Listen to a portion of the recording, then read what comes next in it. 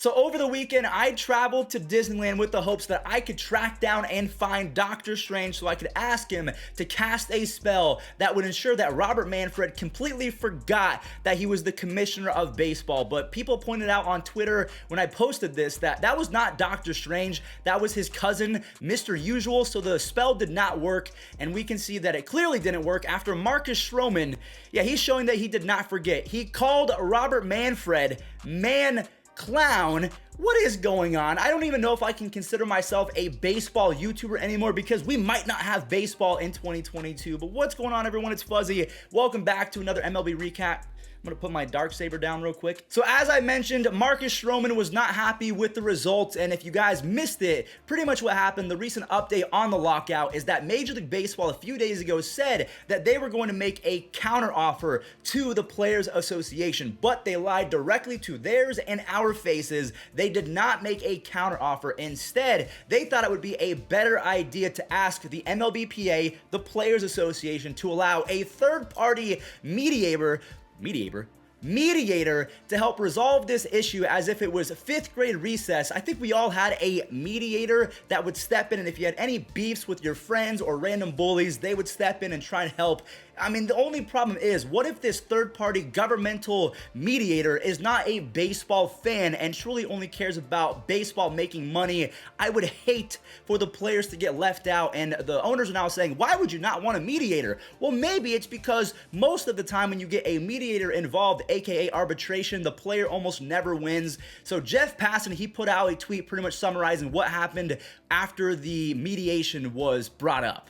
Oh boy, here we go. This is coming from MLB, the owners, and Manfred. Our goal is to have players on the field and fans in the ballparks for spring training and opening day. Yeah, right. With camp scheduled to open in less than 2 weeks, it is time to get assistance immediately from the Federal Mediation and Consolation Service to help us work through our differences and break the deadlock. It is clear the most productive path forward would be the involvement of an impartial third party to help bridge gaps and facilitate an agreement. It is hard to understand why a party that wants to make an agreement would reject mediation from the federal agency specifically tasked with resolving these disputes, including many successes in professional sports. MLB, blah, blah, blah. The rest doesn't even matter because they're lying through their teeth. So a player, Jameson Taillon, the pitcher for the Yankees, he said, if the goal is to get players on the field ASAP, then why did you take a 43-day sabbatical, a vacation, after the lockout was put into place? We've brought this up a few times, and he ends it with, it's all extremely tired antics and optics. I could not agree more.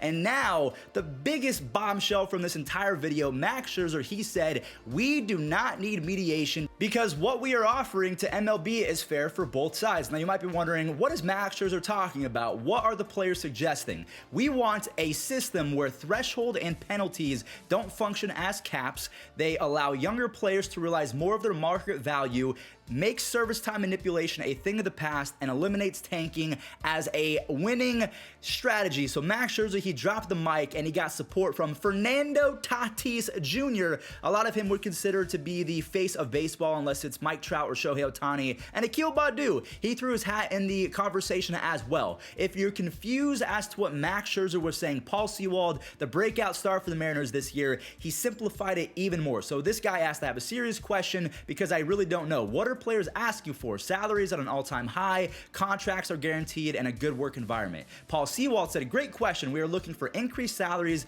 for 0 to 3 year players on a minimum salary, more competitive integrity, and an end to service time manipulation so fans can see their young stars. Mitch Haniger, he wanted to put his two say on the matter as well. He said a significant part of collective bargaining is actually bargaining. Hashtag at the table. I'm pretty sure that's all of the players are rallying behind this hashtag. Whit Merrifield, a journeyman second baseman, one of the veterans in baseball, seems to me like in order to get a collective bargaining agreement done, you need to bargain. Players remain waiting. Hashtag at the table. Another at the table tweet, a significant part of collective is actually bargaining. So it seems like the players are taking the approach of, hey, if the CBA stands for collective bargaining agreement and we have to come to an agreement, we are going to have to collectively bargain, put the the bargain in CBA, and it just sounds like the owners are not willing to do that. Zach Britton, again, sort of the same thing. Let me know in the comment section down below. What do you make of all of these tweets from the players? So I tried to break it down as concisely as possible, starting off with the Jeff Passan tweet summarizing what happened in the latest update between the players meeting up with the owners, and there's not going to be a counter offer. We saw Mitch Haniger, Whit Merrifield, James Paxton, Zach Britton, and the obvious Max Scherzer bombshell. This one went viral. Almost 40,000 likes on both of these tweets, so totaling almost 80,000. I really hope that this gets fixed somewhat soon. It's really paining me to make these videos. I love baseball more than anything, but they're giving themselves a black eye. 2020 for me was bad enough because, or 2021, the shortened season, it was bad. Wait, 2020, I'm getting all my years mixed up because there have been so many weird happenings in the game of baseball between the owners and the players, and rules this, and I want to change this, and money this, and contracts that. It's just a really big eyesore, and it pains me. It hurts my feelings that we do not have rules set in place. We don't even know if baseball is going to get played, yet they're still trying to sell season tickets. They're promoting events in Las Vegas. Big league weekend, you have the A's versus the Guardians, and then the next weekend you have the Rockies versus the Diamondbacks, but they're not getting a deal done. And for me, Jameson Taillon, I felt like this tweet summarized how baseball fans feel. If they're really trying to add pressure and get this thing done, why did they take 43 days off after saying that we implemented this lockout to add pressure to shorten the time of this lockout actually going into the future? And that did not happen. So to end today's video, I'm gonna roll a clip from Trevor May. He actually has a Twitch stream. Yes, Trevor May, the relief pitcher for the Mets. Go follow him right now. He put it pretty... He was very blunt, cut and dry, no gray area about this clip, so give it a watch. Let me know your opinion in the comment section down below. Are you on the side of the owners? Are you on the side of the players?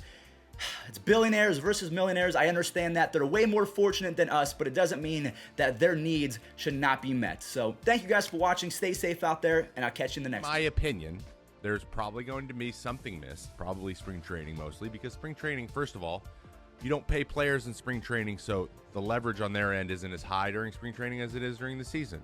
He's just not somebody who is not going to use every ounce. Him and all of his people that he put around him, his team, all the executives, are going to leverage every single ounce of like everything. They're not going to leave this situation thinking that they could have inferred, because it's not a good faith. This isn't a mutually beneficial situation.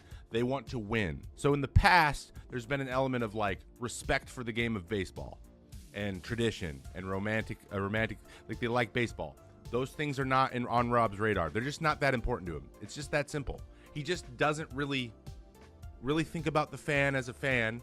He doesn't really think about the player as people. He thinks about all of us as a dollar sign, and he wants to move the pieces in order to maximize the number of dollar signs that go to his bosses. That is just the way that it is. Evil, not evil, whatever whatever you think that means, it's just very transactional. That's just the way it is. So it depends on whether or not you like him or I don't know him. I don't know him as a person. I just know that is. He does it over and over and over and over, and leaks and like it's all just manipulation, and it's all a chessboard move. It's just this big chess game, and the chess game needs to go to the very end to get the maximum benefits for the owners. So this is not going to be a good faith negotiation. Not a single negotiation with the guy has been in good faith. He doesn't do good faith things. Good faith means, ooh, I want you to come out in a situation where you're happy, but I also want to be happy. This is more of he goes, as long as I'm happy, I don't care if you're happy. That's the way that it's being approached. Good faith needs to stop being said. It's bad faith. Good faith doesn't exist. So stop acting like it was even a possibility. It's not the way he operates.